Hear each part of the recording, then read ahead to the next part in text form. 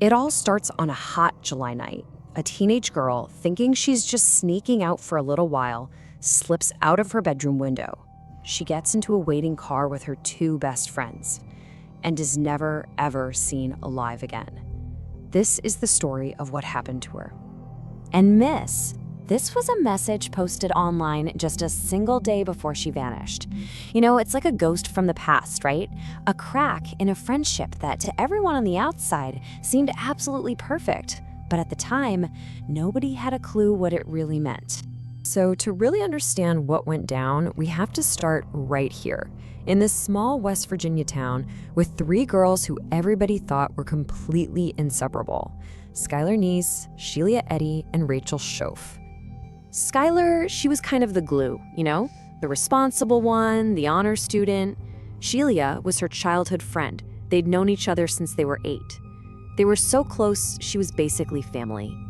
And then there was Rachel, the one who joined them in high school and made them a trio. On the surface, it was just the perfect picture of teenage friendship. But you know how these things go. Underneath all the happy pictures and inside jokes, things were starting to get complicated.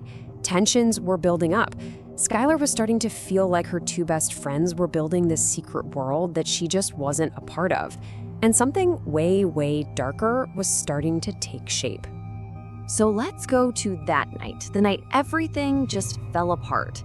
For 6 long months, what happened after Skylar Neese climbed out of her window was a complete mystery that had her entire town holding its breath. This grainy surveillance video, this is the last time anyone saw Skylar alive. You can just barely make her out, this little blur in the darkness, slipping out of her home and into a car that was waiting for her. And then, just like that, gone, vanished. And right away, her parents knew this wasn't a runaway. I mean, think about it. You don't leave your contact lenses, your phone charger, all the essential stuff if you're not planning on coming right back. She fully expected to be back in her bed in just a few hours. For the next 6 months, those two best friends, the girls in that car, would put on the performance of a lifetime. They would lie to the police, they'd lie to the news, and maybe the cruelest part of all, they would lie directly to Skylar's parents. And this right here just shows you how deep the deception went. Sheila and Rachel told this very neat, tidy story. They picked Skylar up at 11, drove east, dropped her off an hour later. Simple. But the evidence, it just blew their story to pieces. The time was wrong, the direction they drove was wrong, and the most important part, they never dropped her off.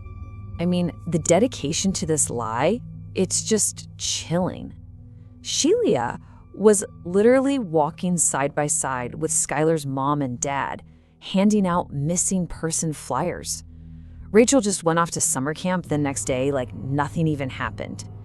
And when the police questioned them, their stories matched word for word. It was almost like it was rehearsed.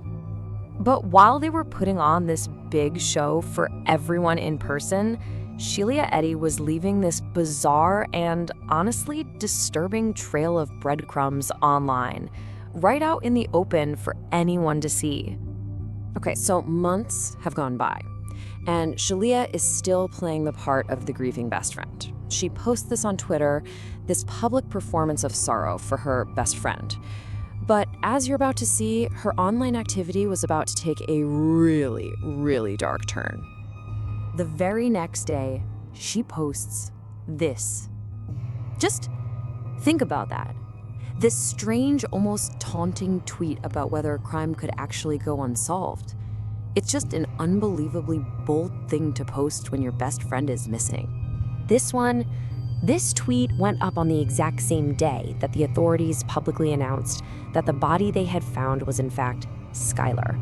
So she's tweeting her condolences, performing for her followers, knowing full well she's the reason her friend is gone. And then there's this tweet. At the time, it made no sense to anyone who saw it. It's so cryptic, right? Like some inside joke. But later, everyone would realize it was the single most horrifying confession she ever made online. We really did go on 3. So eventually, the whole web of lies just collapsed. 6 months after Skylar disappeared, The pressure finally became too much for Rachel Schoaf. She had a complete breakdown, and after being hospitalized, she told the police everything. And the truth was, it was just so much worse than anyone could have possibly imagined. This wasn't a fight that got out of hand. No, this was a cold, calculated plan. They brought kitchen knives from their own homes, they had a shovel, bleach, a change of clothes. They lured Skylar out to a remote spot they all knew, and when she turned her back, they counted to 3, the same 3 from Shilia's tweet, and they attacked her. They stabbed her more than 50 times, the 2 people she trusted more than anyone else in the world. According to Rachel's confession, during the attack, Skylar actually fought back, but as she was lying on the ground, she looked up at the faces of her best friends, and she managed to ask them a single, one-word question. Her question was, why? And the answer they gave her? We didn't like her.